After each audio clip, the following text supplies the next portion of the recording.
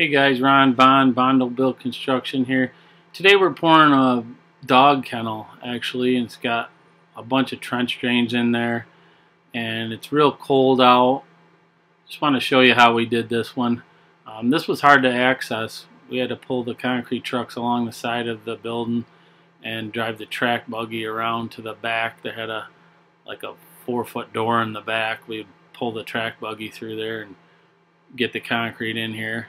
And you can't really tell, but it was pretty cold that day. You know, it was less than 40 degrees, so we put 2% high early in this concrete.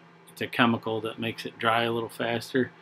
And the customer wanted kind of a whipped up looking finish. He didn't want it too slippery that the dogs were going to slip and fall, because he was going to seal it when we were done.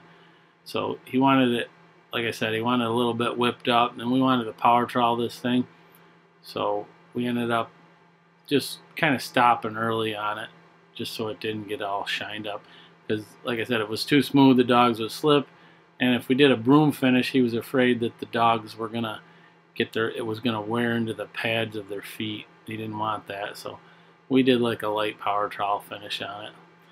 If you're new here, like I said, my name's Ron Bond, Built Construction. Everybody calls me Bondo. This is my channel.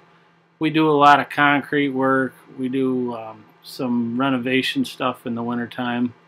And we do new Dura foundations. We do some stampcrete.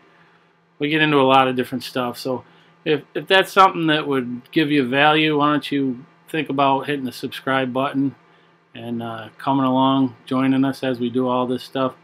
Hit the bell notification if you do subscribe. That way you know when I upload a new video. We do a lot of videos, probably 60, 70 videos a season. Everybody on my crew works part-time. We all have full-time jobs.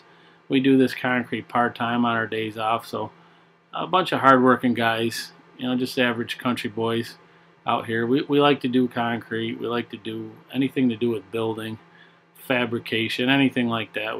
We just love to do this kind of stuff. So thanks again for stopping in. I'm going to try to explain to you what we're doing here as we go. That's my track buggy that I bought last year. We got sick of wheelbarrow and stuff, so I bought this used track buggy, and it's been a heaven sent, I'll tell you. Saves a lot of work. Wheelbarrowing saves it. That thing holds about a half a yard of concrete, or a little more than a half a yard of concrete. It holds 16 cubic feet of concrete, so that's a lot of concrete. For this particular job here, we have a trench drain, 2 trench drains. So what we needed to do is get a pitch from the outside into the trench drain. And the customer, being a dog kennel, he wanted everything to make sure he could walk right down and hose in between the stalls, and all the urine and everything would go right into the drain, and he had it drained out into a septic. So that's why we ended up doing it like this. We ended up pulling it off by hand with a regular, I think we used a 12-foot screed stick, and we just pulled it off by hand. It was about a 6-inch slump, maybe 5.5 to 6-inch slump. So right here we got like a quarter of it done. Matt's just running along, bow floating it. Greg's jumping in there to the left with the come along, raking ahead. That's me in the red shirt. I got Greg back on the track buggy, and we're back at it. That's what I'm doing there is called puddling, where you take a come along, we call it a come along. It's like a rake with no teeth on it, and you just kind of level the concrete out. And we set grades inside of this building and snap lines along the edge of the building with a chalk line, so we know where the grade's going to be. And I don't know if you can see it, but I'm sure we got our laser set up in there somewhere, and we use a laser to set the concrete at the right height. We put little wet pads in. There I am with the power screed. This center section here is going to be flat, so I just grab. Sometimes we'll use the power screed, sometimes we'll pull it off by hand. We started off there on the left. We used the regular screed because it was a short little pull, and now we got a big flat section in the middle. So we jump right in there with the power screed. The power screed's nice. It knocks the stones down, brings the fat up. This we didn't want to splatter inside this building, so if you pay attention, I'm walking along setting up pieces of styrofoam, and I got a piece of plywood. See that styrofoam to the right? That's to prevent splatter. And then we stuck this piece of plywood on the trench drain just so we had something to dump on. I didn't want to dump right on top of the drain, and that kind of helped us to rake the concrete along. So we just keep moving it down through there. It kind of helped a little bit. I think towards the end we stopped using it, but it helped to get the concrete over a little bit further. And here we are, just filling it in, raking along.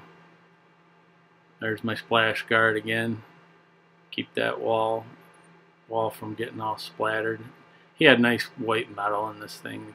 It was really bright in there, so we tried not to make a mess for the customers. We also taped off these trench drains. You put some duct tape on there, and then once the concrete dries, you can just peel it right off. So as you see, you can't really tell in the video, but it's all covered in duct tape. There's Matt floating along. Yeah, just John here hitting the drains in the middle, floating along the drains.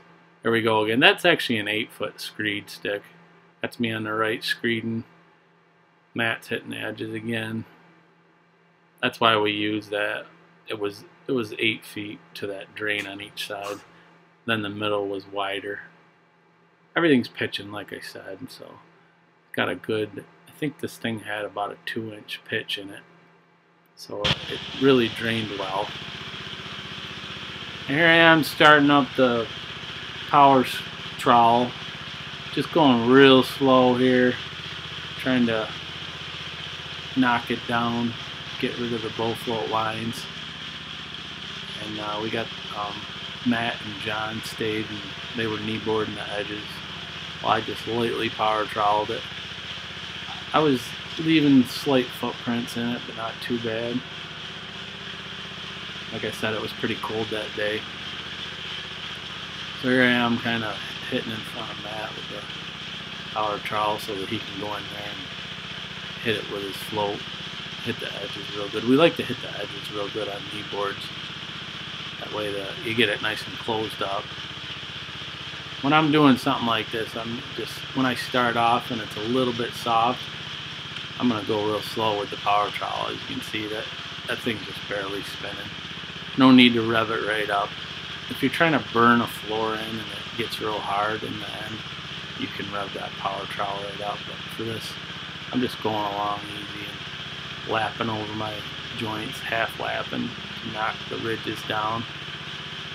That works really good.